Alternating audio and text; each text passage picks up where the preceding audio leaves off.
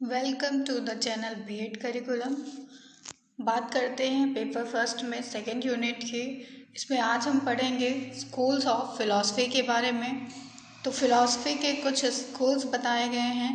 There are a number of ways in which the field of the educational philosophy might be organised, whether for purpose of study और teaching, या तो teaching के लिए या अध्ययन के लिए जो है एजुकेशनल फिलॉसफी को ऑर्गेनाइज किया जाता है। इसमें प्लेटो, रूसो, इन सब ने जो है एक हिस्टोरिकल ऑर्डर बताया है और फिलोसफिकल मैनर में पेस्टोलॉजी और फ्रेयर का नाम आता है। स्कूल्स ऑफ फिलॉसफी को कैटेगराइज किया गया है आइडियलिज्म में, रियलिज्म में, प्रैग्मेटिज्म में, नेचुरलिज्म में और ह्यूमनिज्म में। ये सारे जो है पांचों स्कूल्स ऑफ फिलॉसफी हैं। इसमें फर्स्ट है आइडियलिज्म के बारे में, आदर्शवाद के बारे में। आइए पढ़ते हैं इसमें। Meaning and definition of idealism यानी कि आदर्शवाद। The word idealism it derive from two distinct sources, namely the idea and the ideal. Idea means true. Idea का मतलब होता है सत्य, एंड टेस्टिफाइड नॉलेज, वह ज्ञान जो सत्य के लिए प्रमाण है, जिसे जो है प्रमाणित किया जा चुका है। And the word ideal stand for the perfected form of an idea and the ideas. और जो आइडियल है उसका मतलब होता है एक जो है परफेक्ट रूप किसी आइडिया का, किसी विचार का जो है वो एक परफेक्ट रूप होता है, एक जो है व्यापक रूप होता है। The idealist does not have considerations for the mental values of the life. जितने भी आइडियलिस्ट हैं, जितने भी आदर्शवादी हैं, उन्हें कोई भी लेन देन नहीं होता है मटेरियल वैल्यूज से जिंदगी के। A thinker who idealizes mind and self is an idealist। एक विचारक जो है, जो थिंक करता है, जो विचार करता है माइंड के बारे में और सेल्फ के बारे में, हम उसे आदर्शवादी कहते हैं। Idealism is one of the oldest philosophical school of thought which is organized in human nature। Idealism जो है वो सबसे पुराना स्कूल ऑफ थॉट है जो अरेंज करता है ह्यूमन नेचर को, मानव प्रकृति को। It has its own basic principles that ideas are the only truth reality. इसका जो है अपना एक सिद्धांत होता है जो बिलीव करता है कि जो आइडियाज़ होते हैं, जो विचार होते हैं, वो सत्य की रियलिटी पे बेस्ड होते हैं। The only thing worth knowing. इन्हें सिर्फ यही बात की जानकारी होती है, जो आइडिया है, जो विचार है, वो सत्य पर आधारित है। In a search for truth, beauty and goodness. ये जो है इन्वॉल्व होते हैं सत्य की खोज में, सुंदरता की खोज में और गुडनेस की खोज में। Plato is called the father of idealism. Idealism का फादर जो है प्लेटो को कहा जाता है। He stated his view about 400 years BC in his famous book The Republic। The Republic जो है प्लेटो की बुक है, इसमें इन्होंने पहले से इसके बारे में विचार दिया। Plato believed that there are two worlds. Plato ने दो संसार बताए हैं, एक जो स्पिरिचुअल होता है और इसे हम मेंटल वर्ल्ड भी कहते हैं, और दूसरा वर्ल्ड जो अपीयरेंस में है, जिसे हम टच कर सकते हैं, फील कर सकते हैं, टेस्ट कर सकते हैं, स्मेल कर सकते हैं। Plato also believed that the soul is fully formed prior to the birth. जो आत्मा होती है वो जन्म से पहले ही फॉर्म हो जाती है। And is perfect and is in harmony with the universal being। The birth process checks this perfection, so education requires bringing latent ideas to consciousness। According to D.N. Datta के अनुसार ये डेफिनेशन है। Idealism holds that unlimited reality is spiritual. मतलब जो idealism है वो सत्य पे ही बेस्ड है, सत्य की ही खोज होती है, सत्य पे ही इनका विश्वास होता है। आइडियलिज्म का मतलब ही सत्य के बारे में जानकारी है।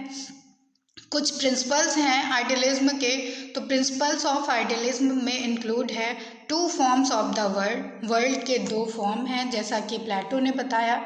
एक स्पिरिचुअल वर्ल्ड होता है और एक जो है मटेरियल, जिसे हम एक मटेरियल वर्ल्ड होता है जिसे हम छू सकते हैं, टच कर सकते हैं, वो मटेरियल वर्ल्ड है। स्पिरिचुअल वर्ल्ड वो है जो हमारे माइंड में ही है। देन सेकेंड है ideas are more important than object. इन्होंने ये बताया कि ऑब्जेक्ट से ज़्यादा आइडिया इम्पॉर्टेंट होता है। Importance to man over nature. इन्होंने मैन को इम्पॉर्टेंस दी है नेचर की जगह पे। फेथ इन स्पिरिचुअल वैल्यूज़, इनकी जो है इनका विश्वास होता है स्पिरिचुअल वैल्यूज़ पे। इन्होंने बात की है ट्रुथ की, सत्य की, ब्यूटी की, सुंदरता की एंड गुडनेस की, अच्छाइयों की।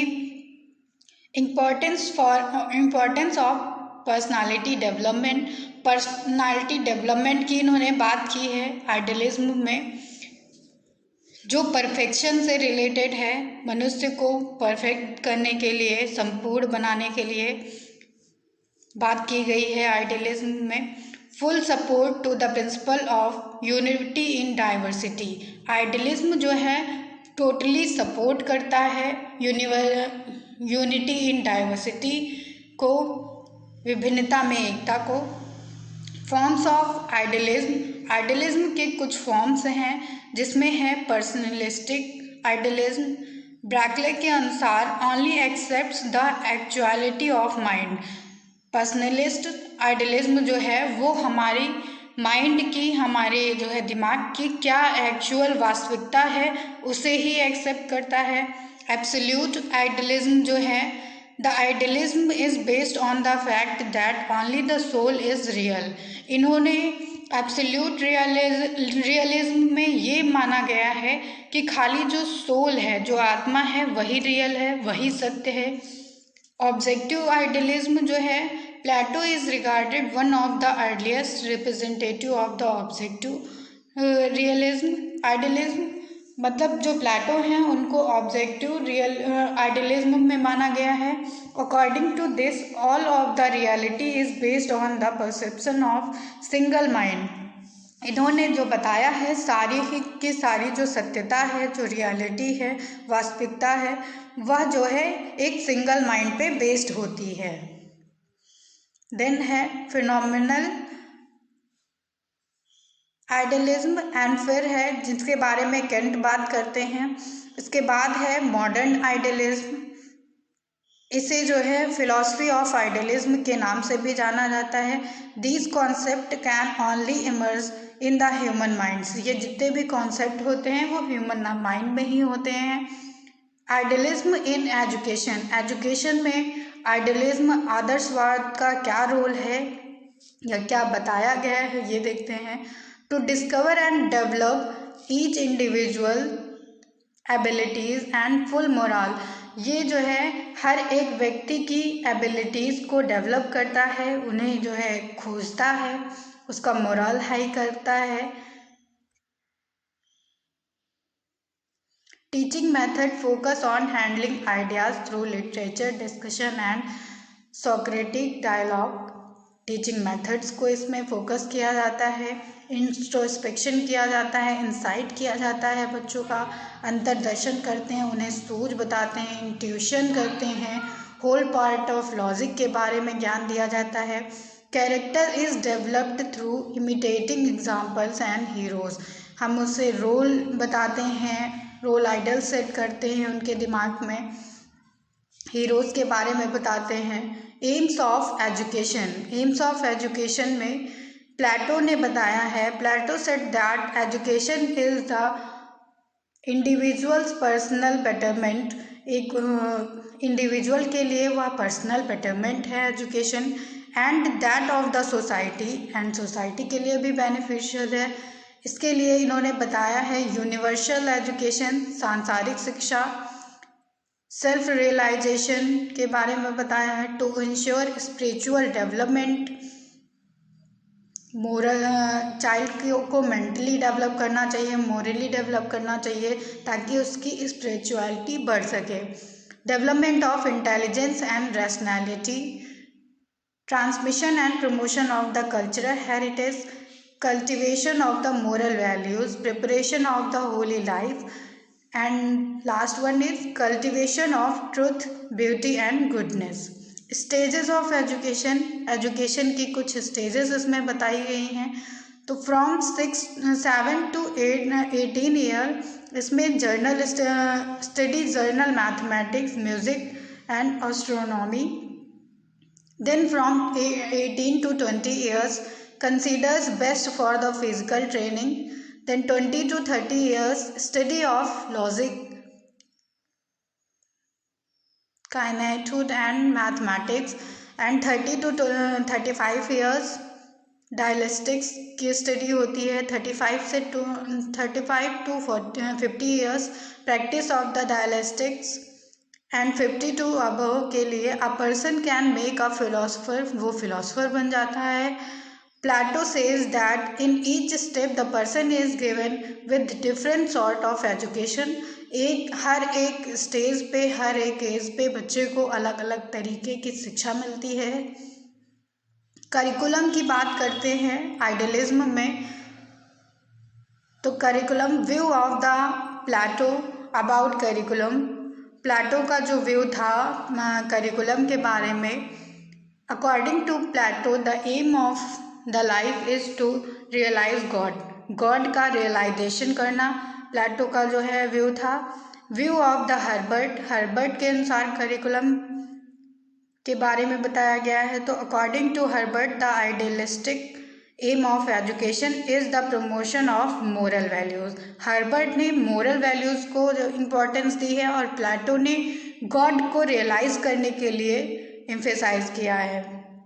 मेथड्स ऑफ टीचिंग, तो आइडियलिज्म में क्या क्या मेथड्स थे टीचिंग करने के लिए, तो लेक्चर मेथड था। लेक्चर मेथड में is considered as the most important one of which the teacher delivers lecture, teacher इसमें लेक्चर के थ्रू अपने ज्ञान को देता है स्टूडेंट्स को। देन है Socratic method, method in which the teacher involves the student in learning activities, इसमें जो है टीचर इन्वॉल्व करता है छात्रों को जो पढ़ने में और लर्निंग एक्टिविटीज़ में, अधिगम जो है क्रियाओं में। Methods have been advocated by different idealist, learning through reading include किया गया है, learning through lecturing, learning through discussion, learning through imitation, ये सारे ही मेथड्स यूज़ किए गए हैं इसमें। देन है टीचर्स के बारे में बताया गया है, idealism assigns a special role to the teacher, इसमें टीचर्स का स्पेशल रोल होता है। It considers teacher as a spiritual guide, इसमें टीचर को स्पिरिचुअल गाइड के रूप में जो है देखा गया है बच्चे के लिए। The teacher serves a living model, teacher इसमें जो है एक लिविंग मॉडल के रूप में काम करता है बच्चे के लिए। स्टूडेंट्स के बारे में बात की गई है, तो the students is a finite person growing when the properly educated into the image of the an infinite person. Then discipline की बात की गई है, idealist want that student should be under discipline, इसमें बताया गया है कि स्टूडेंट्स को अंडर डिसिप्लिन होना चाहिए। Punishment will be given if the student does a wrong act, अगर कोई स्टूडेंट जो है गलत कार्य करता है तो उसे पनिशमेंट दी जाती है। स्कूल्स के बारे में बताया गया है, a school is considered as the place where the student develop their mental abilities and values through proper guidance, school वह होता है जहाँ पे उनकी मेंटल एबिलिटीज़, छात्र की मेंटल एबिलिटीज़ को, मानसिक गतिविधियों को जो है डेवलप किया जाता है, उनकी वैल्यूज़ को प्रॉपर गाइडेंस प्रोवाइड की जाती है, रेगुलेशन में रखा जाता है टीचर्स के थ्रू उन्हें। देन है मेरिट्स ऑफ आइडियलिज्म, आदर्शवाद के कुछ जो है मेरिट्स हैं। Idealism has given a higher place to mental and spiritual qualities, idealism ने जो है मेंटल और स्पिरिचुअल क्वालिटीज़ को एक हायर वैल्यू प्रोवाइड की है, हायर प्लेस प्रोवाइड किया है. Idealism leads to the spiritual insight and to the highest moral and idealism says lays stress on self realisation में इन्होंने स्ट्रेस दिया है. It guides us to simple living and high thinking पे believe करते थे, साधारण जीवन जीने के लिए और उच्च विचार पे. Prepares us for the both heavily life and the life in the earth. हमें दोनों ही लाइफ के लिए प्रिपेयर किया था आइडियलिज्म में, हेवली लाइफ एंड अर्थ की लाइफ के लिए. Idealism contains highest knowledge. इसमें जो है ज्ञान का स्तर जो था वो बहुत उच्च था. Idealism gives importance to the development of the human personality. इन्होंने ह्यूमन पर्सनालिटी के डेवलपमेंट पे जोर दिया. Demerits of the idealism. Idealism की कुछ डीमेरिट्स हैं तो इसमें बताया गया है. Idealism neglect the psychological nature of the child. Idealism आदर्शवाद जो था उसने मनोवैज्ञानिक प्रकृति को बच्चे के नहीं इंक्लूड किया था. इट इग्नोर्स मटेरियल वर्ल्ड को इसने इग्नोर किया है आदर्शवाद ने. आदर्शवाद जो था वो इम्पोर्टेंट देता था टीचर को, प्लेसेस को, गॉड को. इसमें बच्चे को जो है सेकंड स्टेज पे रखा गया था, सेकंड प्लेस था उसका. Idealist follows different method of teaching according to their own interest. इसमें जो है टीचिंग के अलग अलग मेथड्स थे लेकिन वो टीचर के इंटरेस्ट के अकॉर्डिंग थे, बच्चे का उसमें कोई भी इन्वॉल्वमेंट नहीं रहता था. So thank you everyone. इसके बाद जो लेक्चर होगा उसमें हम नेचुरलिज्म के बारे में बात करेंगे. बात करते हैं स्कूल्स ऑफ फिलॉसफी में नेचुरलिज्म की, जिसे प्रकृतिवाद के नाम से भी जाना जाता है. इससे पहले जो है आइडियलिज्म यानी कि आदर्शवाद के बारे में हमने बात की है. आइडियलिज्म से रिलेटेड प्लेटो थे और नेचुरलिज्म से रिलेटेड रूसो को माना जाता है. इस पे लॉन्ग क्वेश्चन भी आते हैं तो आइए देखते हैं. Meaning and definition of naturalism. In philosophy naturalism is considered as the idea और belief that only natural laws. ये मतलब एक आइडिया होता है, एक बिलीफ होता है जो खाली नेचुरल लॉज पे है, यानी कि प्राकृतिक नियमों पे ही आधारित है.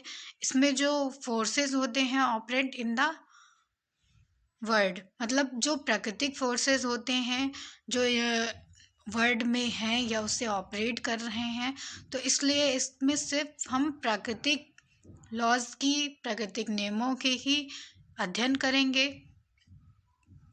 Naturalism is a philosophical view, but one according to which philosophy is not a distinct mode of inquiry with its own problem and its own special body of possible knowledge. Naturalism is usually defined most briefly as the philosophical concept that the only reality in nature is nature. मतलब इसमें यह believe किया गया या माना गया कि जो एक केवल सत्य है वह नेचर ही है, वह प्रकृति ही है और सारे ही एक्सपीरियंसेस, रीजन्स और साइंस जो हैं ये प्रकृति पर ही बेस्ड हैं. Naturalism can intuitively be separated into a ontological and the methodological component. Naturalists assert that natural laws are the rules that govern the structure and the behavior of the natural universe. According to naturalism, कुछ definitions हैं प्रकृतिवाद की. तो man's conscience is the voice of reason and the voice of the nature. इसमें overall nature को ही importance दी गई है, nature को ही सब कुछ माना गया है. According to Bryce, naturalism is a system where silent features in the exclusion of the whatever is spiritual. इसके बाद पढ़ते हैं नेचुरलिज्म के कुछ व्यू हैं. तो romantic naturalism, these reforms rejected traditional concepts of the child as a miniature adult. Science and sentiment का view दिया गया है. Child study movement in education begin as a effort to induce educational reform through the scientific study of the child, but it was dominated by the sentiment. मतलब हम बच्चों की study तो करते हैं साइंटिफिकली, लेकिन वो डोमिनेटेड किससे होते हैं? सेंटिमेंट्स के थ्रू. देन है third humanist curriculum during 1960 as a reaction against subject dominated cognitive learning, humanist thinking was promoted. जब कॉग्निटिव लर्निंग की बात की गई थी तो उसमें ह्यूमनिस्ट थिंकिंग को बढ़ावा मिला, उसे प्रोत्साहन मिला. कुछ कैरेक्टरिस्टिक्स हैं नेचुरलिज्म की. नेचुरलिज्म से रूसो रिलेट करते हैं और इसे जो है सपोर्ट किया था विलियम फैब्रोल ने. फोरबेल ने जो है कॉन्सेप्ट दिया था. विलियम ऑगस्टे फोरबेल ने इसे सपोर्ट किया था. उन्होंने कॉन्सेप्ट दिया था नेचर का. उन्होंने प्लेवे मेथड के लिए बोला था, किया था नेचुरलिज्म से related. Characteristics of naturalism, characteristics की बात करते हैं नेचुरलिज्म की. तो बैक टू नेचर, इसमें जो है इसे बैक टू नेचर के नाम से भी हम जानते हैं क्योंकि यह प्रकृति की तरफ एक कदम था. Out of the 3 essential factor of education namely nature, man and object. इन्होंने 3 जो है कंपोनेंट बताए, 3 फैक्टर्स बताए, नेचर प्रकृति को और मनुष्य को और उसके ऑब्जेक्ट को. Education as natural necessity, education को नेचुरल नेसेसिटी के रूप में उन्होंने दर्शाया. डेवलपमेंट ऑफ नेचुरल लाइफ को एक नेचुरल तरीके से डेवलप किया. फ्रीडम ऑफ चाइल्ड को इतना फ्री किया, स्वतंत्रता दी उन्हें. चाइल्ड सेंटर्ड एजुकेशनल प्रोसेस, यह एक चाइल्ड सेंटर्ड एजुकेशनल प्रोसेस था. इसमें चाइल्ड को सेंटर में रखा गया था, उसके अकॉर्डिंग ही टीचिंग मेथड्स कराए जाते थे, करिकुलम डिसाइड किया जाता था. अपोजिशन टू बुकिश नॉलेज, इसमें जो है बुकिश नॉलेज को प्रायोरिटी नहीं दी गई थी क्योंकि यह नेचुरल प्रोसेस था, नेचर से कनेक्टेड था, इसलिए ये अपोजिशन कर रहा था बुकिश नॉलेज का. इसके बाद कुछ प्रिंसिपल्स हैं, प्रिंसिपल्स ऑफ नेचुरलिज्म. तो the universe is a huge machine, इन्होंने बताया कि यह जो संसार है ये एक बड़ी मशीन है. Life comes out of the dead matter and is a sum total of the physical and chemical reaction. मतलब इन्होंने लाइफ को एक फिजिकल और केमिकल रिएक्शन का नाम दिया. Man because of his own nature is supreme creation of the nature. मनुष्य की जो प्रकृति होती है वह सुप्रीम क्रिएशन है नेचर का, प्रकृति का. The present life is a real life, जो लाइफ हम जी रहे हैं यही हमारी वास्तविक लाइफ है. Reality is of the external natural only. Exchanging laws of nature explain all the events and occurrences of the world. Then है कुछ फॉर्म्स बताई गई हैं नेचुरलिज्म की. तो physical naturalism, the form of naturalism concentrates its hold on external nature. मतलब इसमें जो है बाहरी प्रकृति की बात की गई है. The laws of the physical nature govern the laws of the human life. जो फिजिकल नेचर है उसमें जो है भौतिक प्रकृतिवाद जो है, इसमें जो है ह्यूमन लाइफ को इम्पोर्टेंस दी गई है. मैकेनिकल नेचुरलिज्म है. Mechanical naturalism regards man as a machine. इसमें जो है मनुष्य को एक मशीन की तरह बताया गया है. Mind is well as mechanical naturalism, इसमें जो है mind is well as man is matter. इसमें जो है मनुष्य का दिमाग ही मैटर कर रहा था. बायोलॉजिकल नेचुरलिज्म था. तो biological naturalism emphasises the development of man's natural impulses, natural propensities and the inborn tendencies. इसमें जो है बायोलॉजिकल चीज़ों ही मैटर कर रही थी, इसीलिए इसका नाम बायोलॉजिकल नेचुरलिज्म के नाम पे रखा गया। देन है नेचुरलिज्म इन एजुकेशन। नेचुरलिज्म प्रकृतिवाद का एजुकेशन में क्या रोल था? तो naturalism in education stand for the doctrine of follow nature. इसमें जो है फॉलो नेचर का नारा दिया गया कि मतलब हमें प्रकृति को फॉलो करना चाहिए, उसके अनुसार चलना चाहिए। Naturalism as a philosophy of education has exercised a great influence on the theory and the practice of education। Naturalism में बल दिया गया कि हमें जो है इन्फ्लुएंस होना चाहिए फिलॉसफी की थ्योरीज से, उसे प्रैक्टिस करनी चाहिए शिक्षा की। AIIMS of the education, AIIMS में कुछ पॉइंट्स हैं। सेल्फ प्रिजर्वेशन की बात की गई इसमें।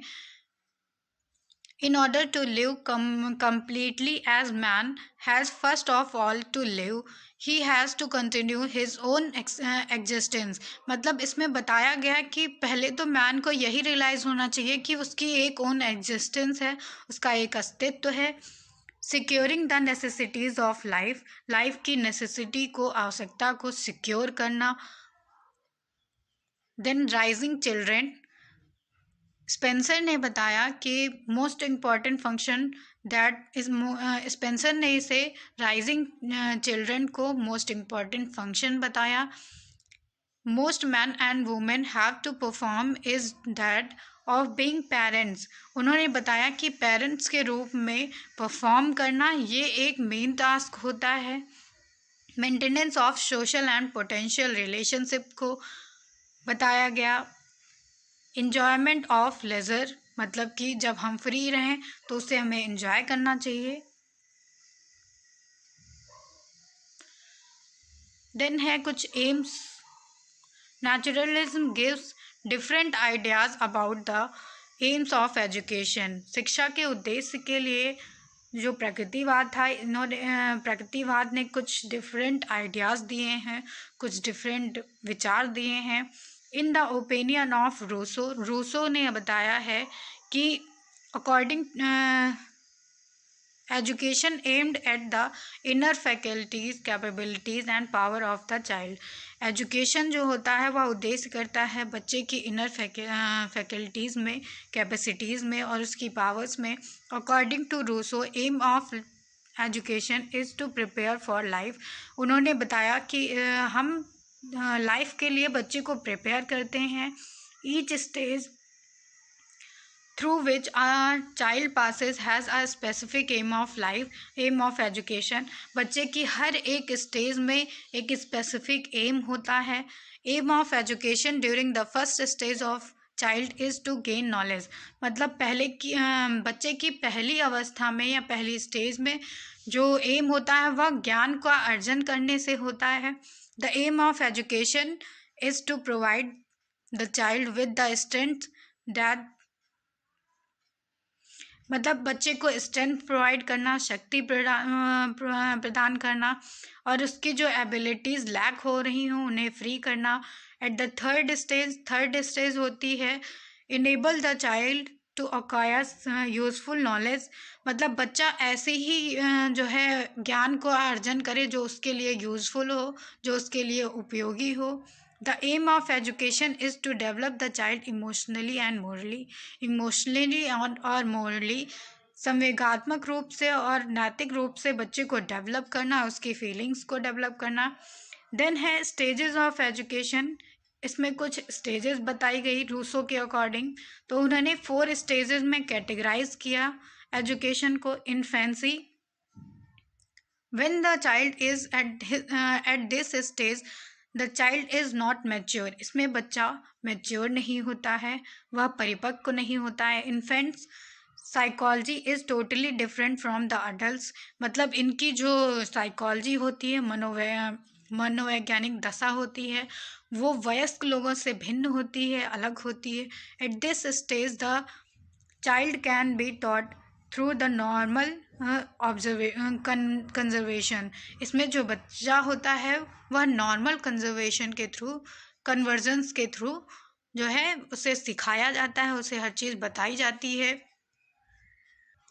इन्फेंसी में 0 to 2 ईयर्स के लिए बच्चे आते हैं, इसमें शामिल किए जाते हैं। देन है चाइल्डहुड। रूसो ने चाइल्डहुड में बताया है, Rousseau believe that child should not be given books up till the age of 12। मतलब बच्चों को 12 साल तक बुक्स नहीं देनी चाहिए रूसो के according. The child must learn through experiences. बच्चे को अपने अनुभव के थ्रू ही सीखना चाहिए, अनुभव के द्वारा ही सीखना चाहिए। The child learn naturally. बच्चे को प्राकृतिक रूप से एजुकेशन प्रोवाइड करनी चाहिए, उसे सीखना चाहिए। देन है एडोसेलेंस। यह एक तूफान की अवस्था होती है, जो स्टैनले हॉल ने बताया है। तो at this stage the child can be taught formal education. Adolescence में उन्होंने बताया कि बच्चे को अब जो है फॉर्मल एजुकेशन प्रोवाइड करनी चाहिए, मतलब कि किसी इंस्टीट्यूशन में, किसी स्कूल में, जिसमें उसके सब्जेक्ट फिजिकल साइंस होने चाहिए, लैंग्वेज होनी चाहिए, मैथमेटिक्स होनी चाहिए, एसएसटी, म्यूज़िक, ड्राइंग एक्सेट्रा, ये सारे प्रोफेशनल ट्रेनिंग कोर्सेज होने चाहिए। अकॉर्डिंग टू रूसो के अनुसार education should be given through activities के थ्रू बच्चे को एडोलेसेंस में, किशोरावस्था में जो है एजुकेशन प्रोवाइड करानी चाहिए।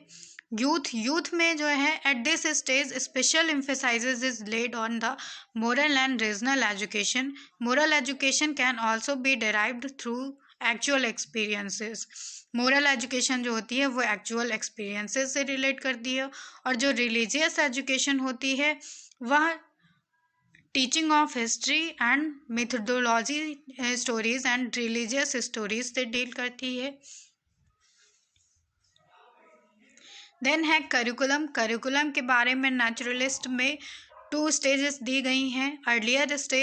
इन the earlier stage sensory training is given to the children. Earlier stage में बच्चे को जो है सेंसरी ट्रेनिंग दी जाती है कि वह प्रॉपर एक्सरसाइज कर सके, फिजिकल हैबिट्स उसकी डेवलप हो सके और उसकी नेचुरल हैबिट्स बन सके।